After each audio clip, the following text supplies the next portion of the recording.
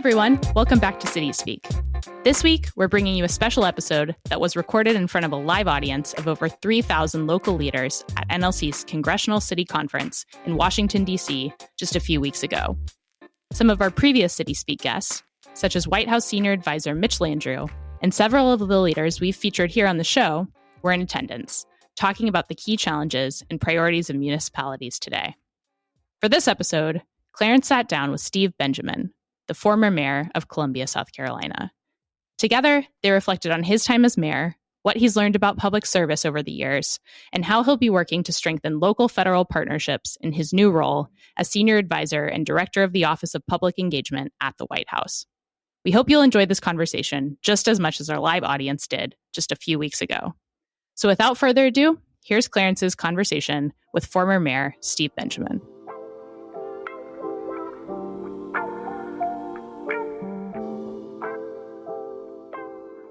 Now it truly is my honor to introduce our final conversation of the session. Moderated by the NLC CEO and Executive Director Clarence Anthony, and joining him is our special guest and my very good friend, a champion of local government and the former mayor of Columbia, South Carolina. Please join me in welcoming to the stage Mayor Steve Benjamin in a conversation with Clarence Anthony.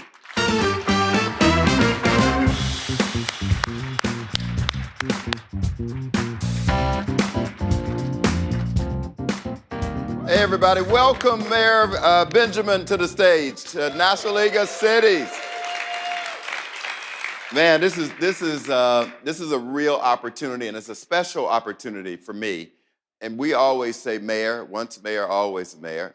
Of course, now he's former mayor of Columbia, South Carolina, but has a lot of wisdom that we thought would be important to bring our members. But he's also a friend, which is also important. And our conversation may go in so many directions, so we don't know where it's going to go, but I promise you it's going to be good.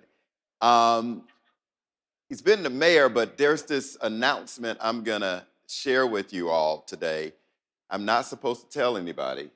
Next week, the former mayor of Columbia, South Carolina, is going to start a new role as special advisor to the President of the United States of America.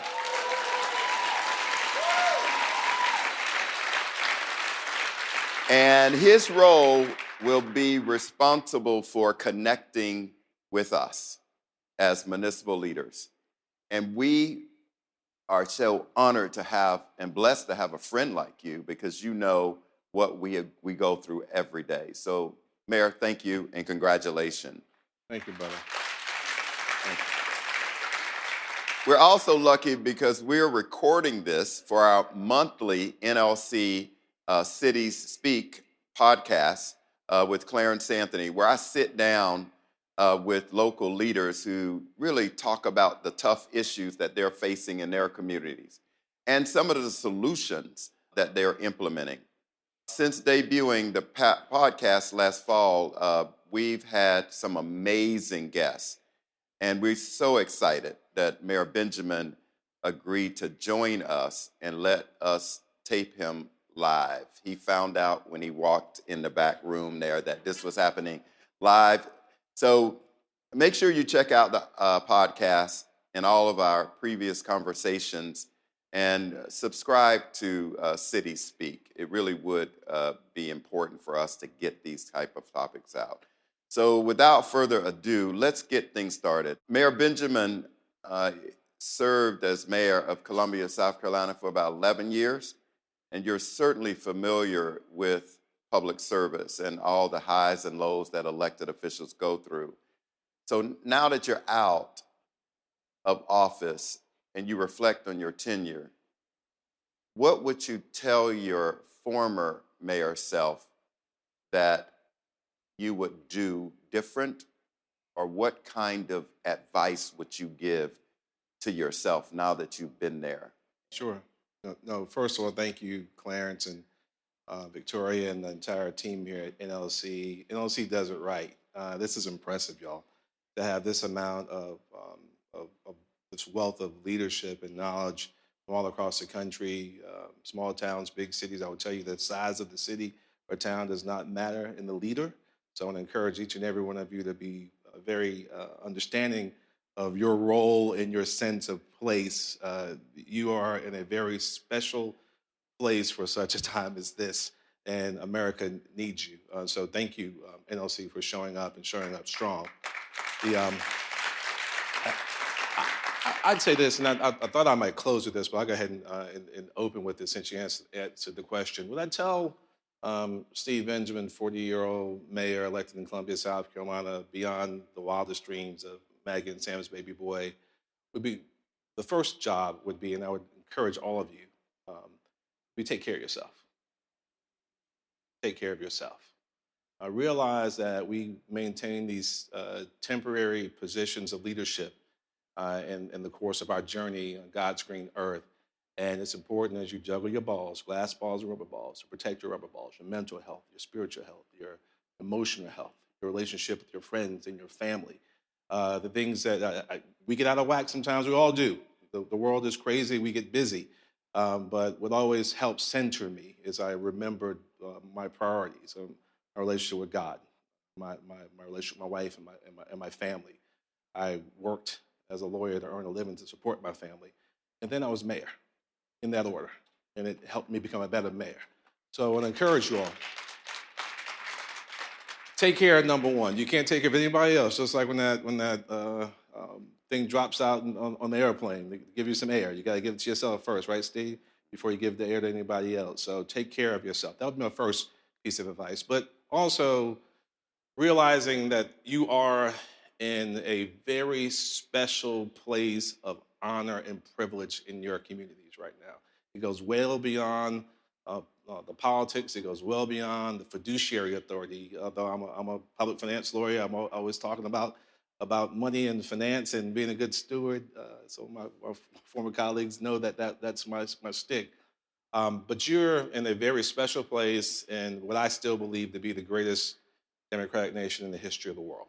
And the government of the people, by the people, for the people have put you in place to make big decisions.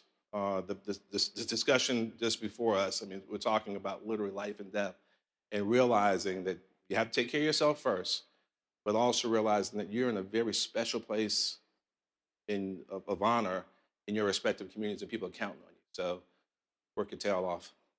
Listen to them. God gave you 2 years and 1 mouth for a reason. You're supposed to listen twice as much as you talk, and then make thoughtful decisions that help improve people's lives.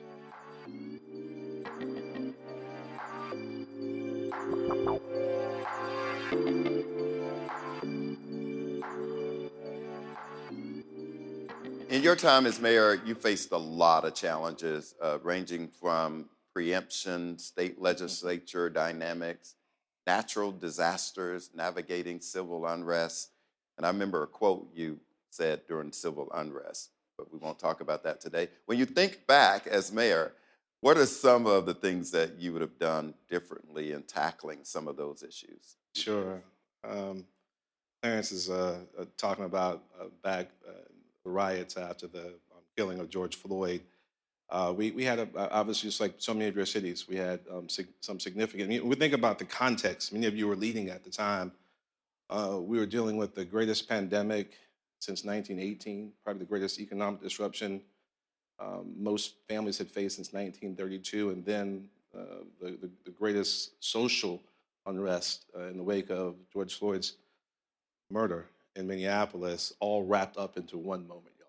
I mean, it was a very, very difficult time to lead, and many of you did it all so well. There was no perfect answer, but I did go on TV and I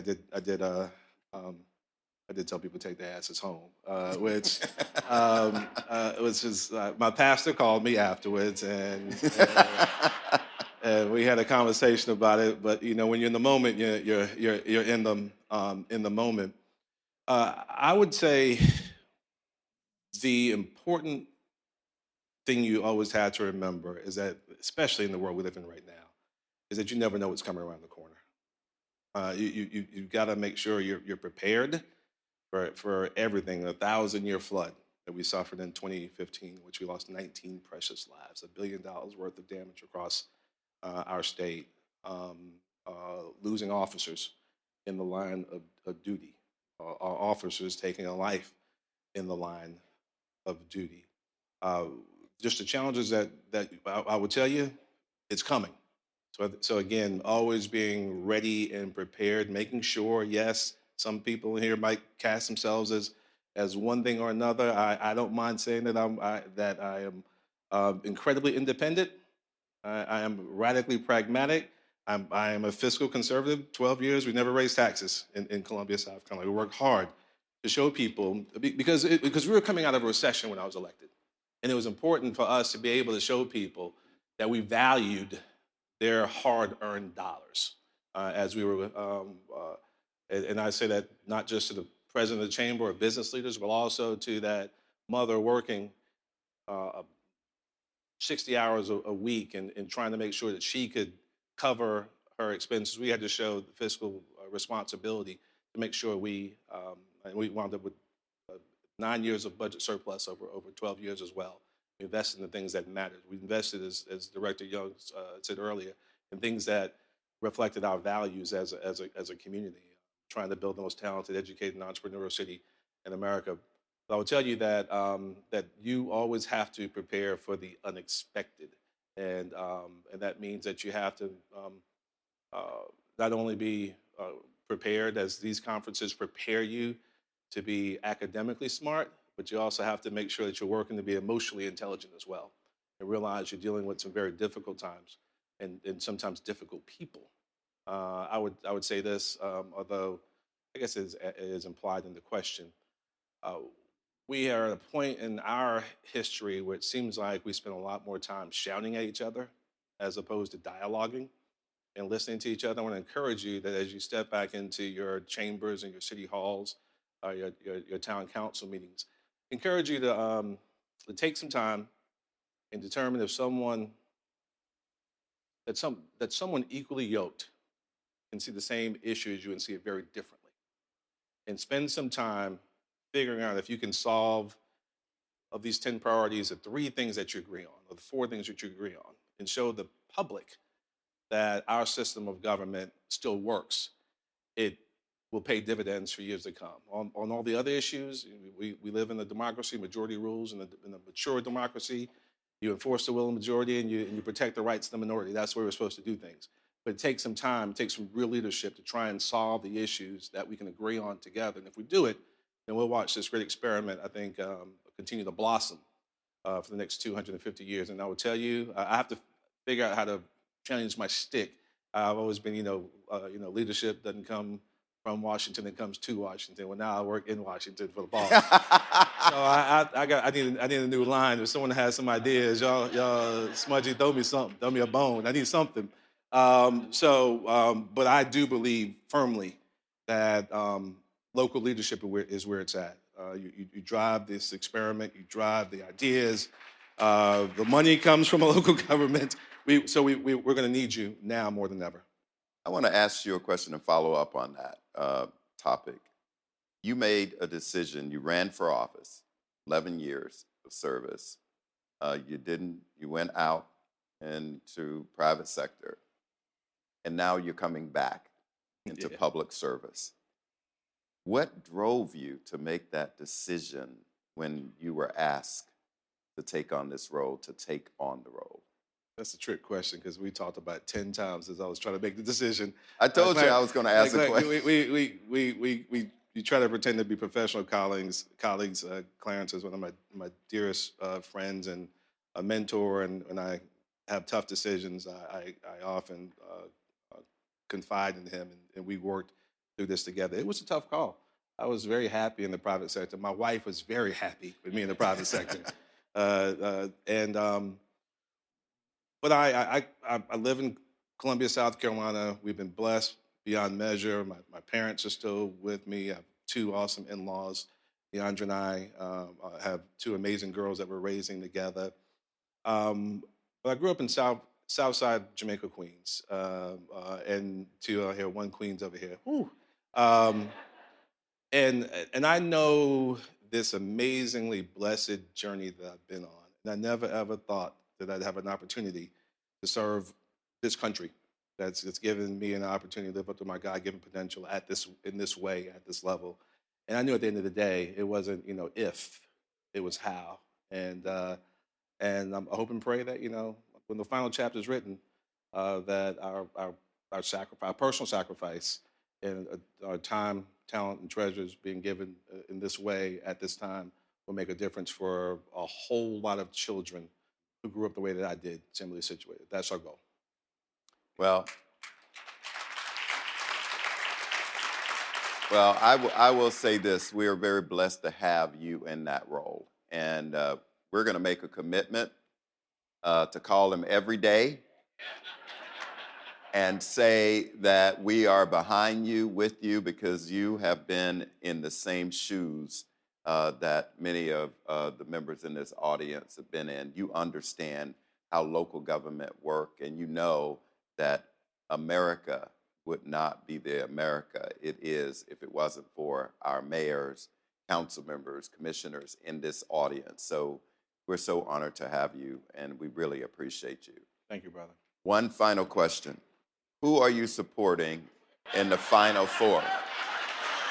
Florida Atlantic University, my alum is in the Final Four, so I'm leading you to... I know that Councilwoman Herbert and Councilwoman Bustles are here, and they'll tell you that we're women's basketball.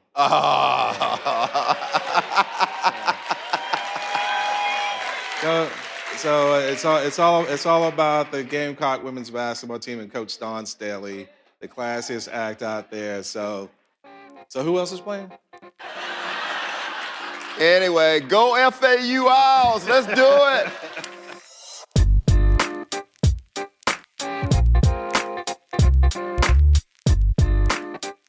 Thanks for listening to City Speak with Clarence Anthony.